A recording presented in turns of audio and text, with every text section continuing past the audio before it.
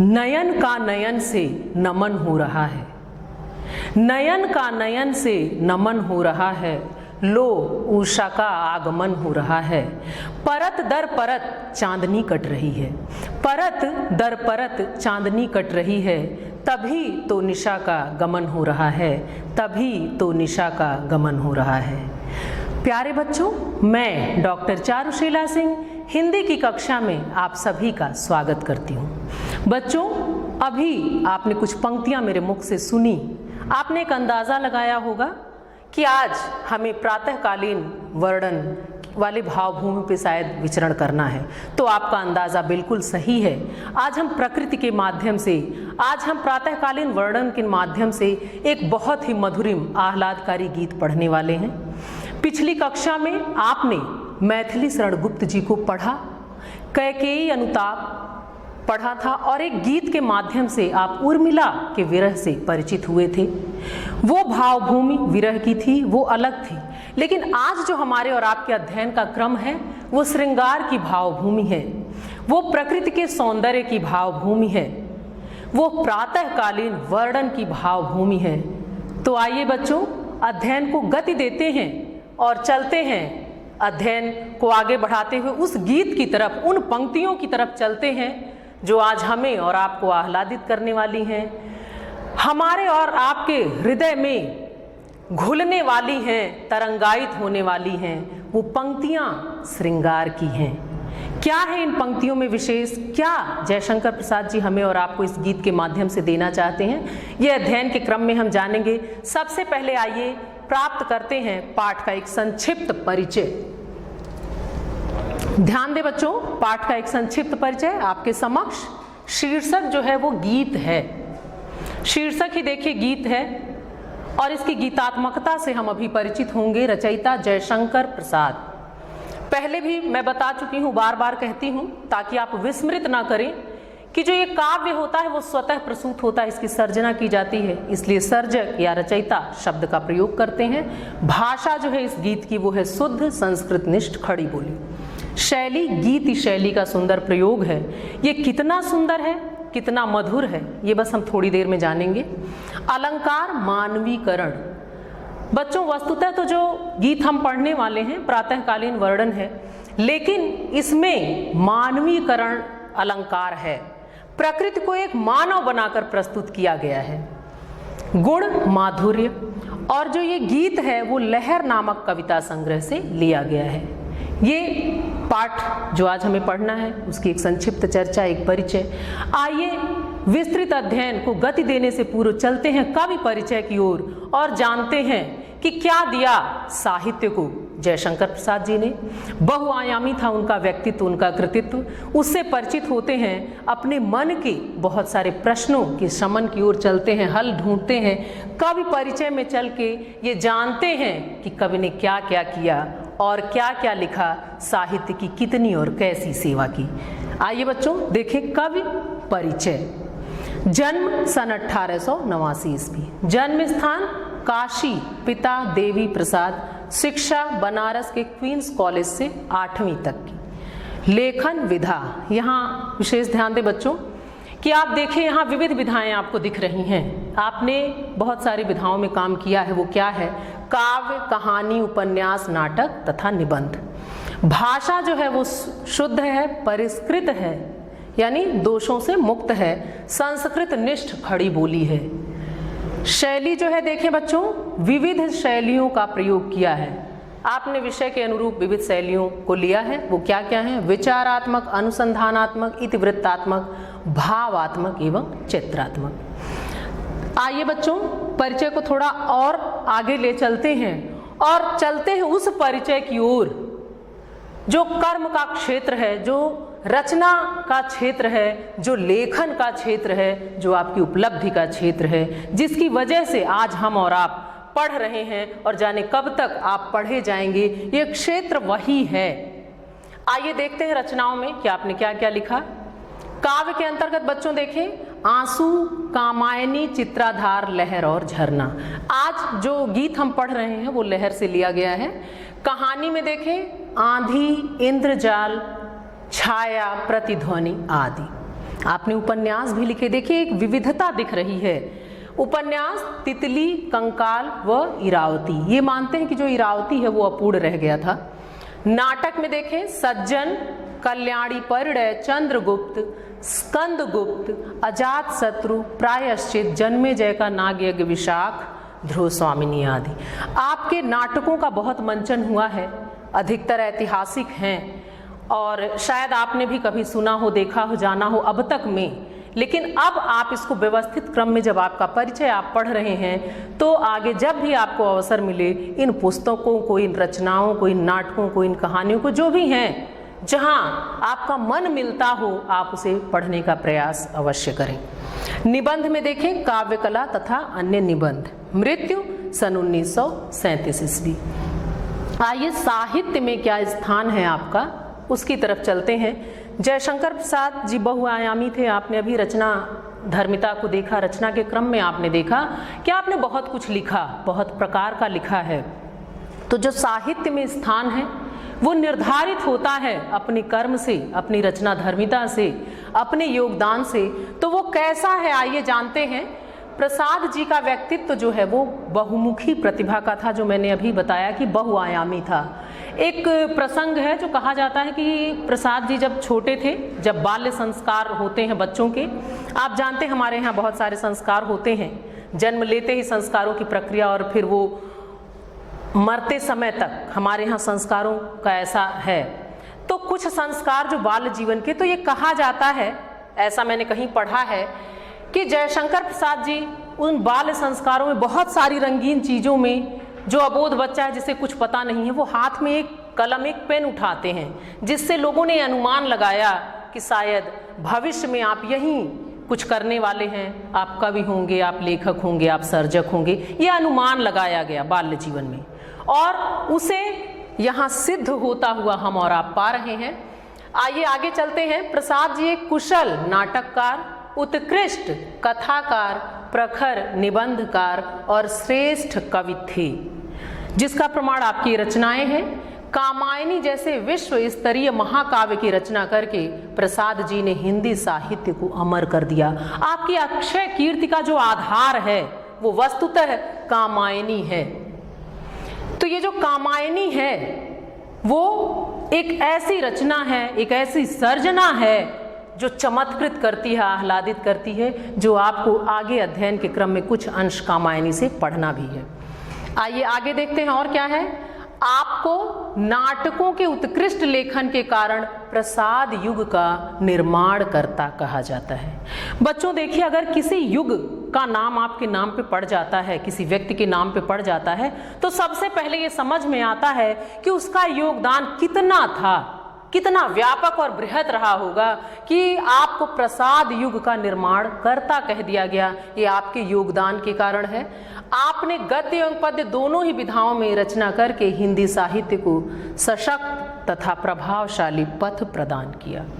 सही है, आपने अभी पढ़ा बहुत सारी रचनाएं, नाटक भी हैं, उपन्यास भी हैं, काव्य भी हैं, सब कुछ आपने लिख डाला है और उसमें भी इतना सब कुछ कर दिया कि काव्य में आपकी कामायनी, जिसने भी सुना है, पढ़ा है, जाना है, आधुनिक युग के महाकाव्य के रूप में ये स्थापित है, इसे विस्मृत नहीं किया जा सकता। इसके सौंदर्य से, इसके लालित्य से, इसकी मधुरिमा से, इसकी कलात्मकता से आप अगली कक्षाओं में परिचित होंगे, कुछ अंश आप पढ़ेंगे और ये विश्व प्रसिद्ध रचना है, ये आपकी कीर्ति का आधार है। आइए बच्चों, अब अविलंब हम चलते हैं अपने मुख्य विषय की ओर और सबसे पहले जानते हैं पाठ का मूल भाव, जो आज हम गीत पढ़ने वाले हैं।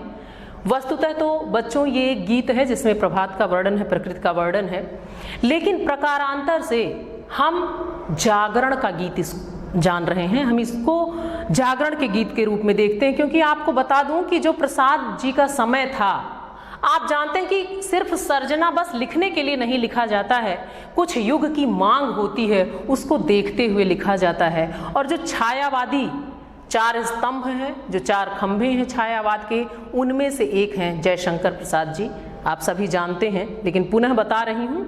तो छायावादी कवियों का एक विशेष योगदान रहा, इन्होंने प्रकृति का मानवीकरण किया और वो जो समय सीमा रही वो स्वाधीनता आंदोलन का समय था।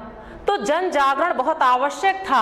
आपने युग की मांग को, समय की मांग को समझा और इस गीत की बहुत आवश्यकता थी, जिसके माध्यम से वस्तुतः आपने प्रकारांतर से जन जागरण का संदेश दिया है। आइए देखते हैं बच्चों पाठ का मूल भाव क्या है इसके अंतर्गत। ध्यान दें, इस गीत में मानवीकरण द्वारा प्रातः काल की शोभा का अत्यंत मनोहारी चित्रण किया गया है। मानवीकरण यानी प्रकृति को एक मानव बनाकर वर्णन किया गया है, ये छायावाद की विशेषता भी है। और बहुत ही मनोहारी, वो मन को कितना हरता है, कितना हमारे मन मस्तिष्क में उतर पाता है, बस थोड़ी ही देर में हम और आप घुल जाएंगे उस गीत में और वो गीत हम में। अगला देखें, लोक जीवन से जोड़ा गया है। ये जो गीत है बच्चों प्रभात वर्णन है, लेकिन इसको लोक जीवन से जोड़ा गया है। ये बात अभी आप पढ़ के जान पाएंगे कि हमारे और आपके जीवन में कैसे इस गीत को पिरो दिया गया। आगे, पनघट के रूपक के माध्यम से न सिर्फ प्रभात वर्णन है अपितु जन जागरण का भी संदेश दिया गया है। जो मैंने अभी आपको बताया, भाषा क्योंकि आपने पढ़ा, खड़ी बोली है जो हमारी और आपकी भाषा है, चिरपरिचित है, हर दिन के व्यवहार की भाषा है, लेकिन संस्कृत निष्ठ है, तत्सम है, परिष्कृत है, उसको भी अभी आप महसूस करेंगे। और इसमें जो मैंने अभी बताया पनघट का रूपक, आप देखें भाषा कैसी है, सधी हुई सी, लेकिन पनघट का रूपक जो हमारे और आपके जीवन में बहुत बहुत गहरे उतर जाता है, घुल जाता है, उस प्रभात को जोड़ा, उस नभ मंडल को हमारे और आपके पनघट से जोड़ दिया है और इतना मधुरिम, इतना ऐसा सौंदर्य, ऐसा शब्द चित्र बनता है कि सभी आपके समक्ष अभी साकार होने लगेंगे। आइए अब चलते हैं हम और आप गीत की तरफ। ये जो बच्चों गीत है, ये जो रचना है, जो ये कविता है, इसके 3 बंद हैं कुल, 2 यहाँ और एक और है। बहुत छोटी सी ये रचना है, ये जो गीत है बहुत छोटा है, लेकिन इसमें बहुत विराट भावों को समेटा और सहेजा गया है। क्योंकि मैंने अभी आपको बताया कि जो युग की मांग थी वो इस गीत में रची बसी हुई है, जो आवश्यकता थी उसको कवि ने इस गीत में पिरोया है। जब आप परिचय पढ़ रहे थे तो आपने पढ़ा था कि ये गीत शैली में लिखा गया है और इसके माध्यम से हम और आप कवि के संगीत के प्रति प्रेम और उनके ज्ञान से भी परिचित होंगे कि कवि को कितना संगीत का ज्ञान था और संगीत का कैसा लगाव था, कितना उनको स्नेह और प्रेम था। ये गीतात्मकता बताएगी। तो सबसे पहला काम बच्चों, इसके पाठ की बारी आती है। आइए इसका पाठ करते हैं, क्योंकि शीर्षक ही हमारा है गीत। और आप जानते हैं कि जब गीत कह दिया गया तो एक मधुरिमा उसमें घुलनी है और वर्णन भी कैसा है, आह्लादकारी प्रकृति, जिसको देखकर निराश हताश मन भी प्रसन्नता और उल्लास महसूस करने लगता है। और जब उसमें भी वर्णन प्रभात का हो, जब सारी सृष्टि आनंदित होती है, एक नवीन जागरण होता रहता है, उस वक्त का ये गीत है। आज दोनों तरीकों से नहीं पढ़ूंगी, मैंने पहले आपको बताया है कि पाठ के 2 तरीके होते हैं, एक सामान्य पाठ, एक छंद विधान के आधार पर। तो क्योंकि ये गीत है और छंद विधान में इसको कैसे पढ़ना, क्या करना, आइए संगीतात्मकता में पिरोते हैं, जिसको पढ़ते हैं। मैं पढ़ूंगी, आप अपने तरीके से इसको घर पर गुनगुनाइएगा, 2 बार 4 बार पढ़िएगा, ये पूरी तरह आपको कंठस्थ हो जाएगा और बहुत ही आनंद आएगा। आइए बच्चों चलते हैं गीत की तरफ, इसका पाठ करते हैं।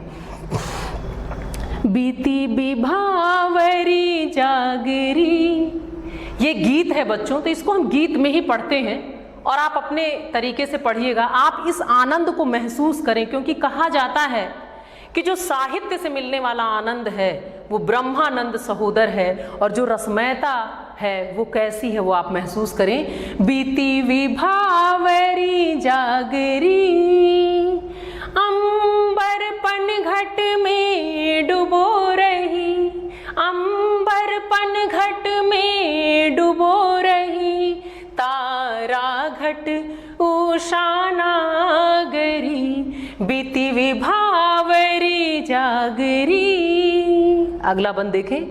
खग कुल कुल कुल सा बोल रहा, किस ले कांचल डोल रहा, खग कुल कुल कुल सा बोल रहा, किस ले कांचल डोल रहा, लो यह लतिका भी भर लाई, मधु मुकुल नवल रस गागरी। बीती विभावरी जागरी। अगला अंश, अधरों में राग मंद पिए, अलकों में मलयज बंद किए। अधरों में राग मंद पिए, अलकों में मलयज बंद किए। तू अब तक सोई है आली, आँखों में भरे विहागरी। बीती विभावरी जागरी। कितना मधुरम गीत है बच्चों, आपने महसूस किया होगा। आप स्वयं पढ़ें और मधुरता से और उल्लास के साथ पढ़ें और डूब कर पढ़ें। एक दूसरे ही आह्लाद की भूमि पर होंगे। जो कहा गया है कि जो रस है वो काव्य की आत्मा है, जो काव्य सौंदर्य के तत्व हैं, उन सब को महसूस करते हुए जब आप इस गीत को पढ़ेंगे, तो आप इसमें जब डूब कर पढ़ेंगे तो आपको पता है जो गहरे डूबता है मोती उसी को मिलता है। तो इस आह्लाद को, इस आनंद को आप महसूस करेंगे। आइए अब इस गीत के निहितार्थ की तरफ चलते हैं, जो बहुत ही गंभीर भी है प्रकारांतर से, क्योंकि मैंने बताया कि प्रभात वर्णन के साथ साथ इसमें जन जागरण का संदेश दिया गया है। आइए देखें क्या बात है इनमें। बीती विभावरी जागरी री। आप देखें बच्चों कि इससे ये पता चल रहा है कि बीती विभावरी जागरी, कि किसी को जगाया जा रहा है। विभावरी मतलब होता है रात, कि जो रात है वो बीत चुकी है। और जाग री, जग जा। लेकिन इस जो ये री आया है, इससे ये अनुमान हम लगा सकते हैं कि कोई युवती है, कोई स्त्री है जिसको जगाया जा रहा है। और इस री में एक आत्मीयता घुली है, ये अपनेपन में है। ये जो री संबोधन है ये अपनापन दर्शा रहा है। किसी युवती को कोई जगा रहा है, एक सखी दूसरी सखी को जगा रही है। और क्या कह रही है, क्या क्या कह के जगा रही है? अंबर पनघट में डूबो रही तारा घट उषा नागरी। वो कह रही है कि रात बीत गई है, तुम जग जाओ। क्यों जग जाओ? देखो प्रकृति में क्या क्या बदलाव हो गए हैं। अंबर रूपी जो पनघट है उसमें उषा नागरी, नागरी स्त्री के लिए, नगर की स्त्री के लिए प्रयुक्त किया जाता है, लेकिन अन्य युवतियों के लिए भी ये शब्द प्रयुक्त किया जा सकता है। तो यहाँ उषा नागरी कहा गया कि जो नागरी है, जो स्त्री है, वो कौन है? उषा। और अंबर रूपी पनघट में वो क्या कर रही है? तारा रूपी घड़े को, तारा रूपी घट जो है वो डुबो रही है। ध्यान दे बच्चों, एक पनघट का रूपक लिया गया जो हमारे और आपके जीवन का है, और इतनी कलात्मकता के साथ ये बात कही गई कि प्रभात हो रहा है। आप जानते हैं कि जब प्रभात होता है तो जो तारे हैं वो छुप जाते हैं, वो नहीं दिखाई देते। लेकिन क्योंकि ये काव्य है, आप जानते हैं इसमें सौंदर्य के तत्व होते हैं, और उनको जब डाल दिया जाता है तो एक कलात्मकता आ जाती है। तो कवि जब इन बातों को कह रहे हैं तो कितने कलात्मक ढंग से वो कहते हैं। वो सीधे सीधे नहीं कहते कि उठ जा, सुबह हो गई है या रात बीत गई है। उन्होंने कितना सौंदर्य घोल दिया है। वो कह रहे हैं कि एक सखी दूसरी को जगाते हुए करी कि बीती विभावरी, कि जो रात है वो बीत गई, जागरी उठ जा। क्या देख, क्या क्या बदल गया? अंबर रूपी जो पनघट है उसमें उषा नागरी, मतलब जो ये स्त्री है, जो युवती है उषा, वो तारा रूपी घड़े को डुबो रही है।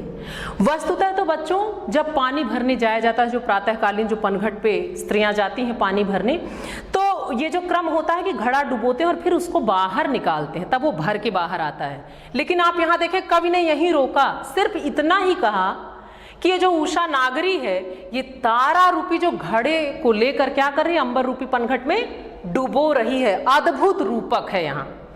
तो कवि कहते हैं कि वो तारा रूपी घड़े को डुबोना, मतलब तारों को डुबो देना, यानी उनको छुपा देना। तारों का छुपना मतलब प्रभात हो जाना, वो जो समय होता है उस वक्त का, प्रभात का। तो जिस समय का ये वर्णन है, सूर्योदय नहीं हुआ रहता है, अभी लालिमा नहीं रहती है, थोड़ा सा अंधेरा रहता है। जिस वक्त का ये वर्णन है जो होता है उषा काल, जो प्रातःकालीन जिस समय का, वो सलेटी कलर का रहता है पूरा नभमंडल, उस समय का ये वर्णन है। और इतना अद्भुत वर्णन, इतना सुंदर कि तुम जग जाओ, देखो प्रकृति में क्या बदलाव हो रहे हैं कि अंबर रूपी पनघट में ऊषा रूपी नागरी तारा रूपी घड़े को डुबो रही है। इतना अगले बंद में देखिए और क्या कवि बता रहे हैं, खग कुल कुल कुल सा बोल रहा। अब देखिए वो जगा रही है और ये बार बार बता रही है कि प्रकृति में क्या क्या बदलाव हो गए और तुम अभी नहीं जगी। तो सखी कह रही है जगाते हुए अपनी दूसरी सखी से कि खग कुल, बहुत ध्यान दे बच्चों, ये खग मतलब पक्षी और यहाँ कुल कुल शब्द आप देख रहे हैं कि ये 3 बार आया है। तो जो खग कुल है ये अलग है और कुल कुल अलग है। खग कुल मतलब पक्षियों का परिवार, उनका जो समूह है, ये खग कुल।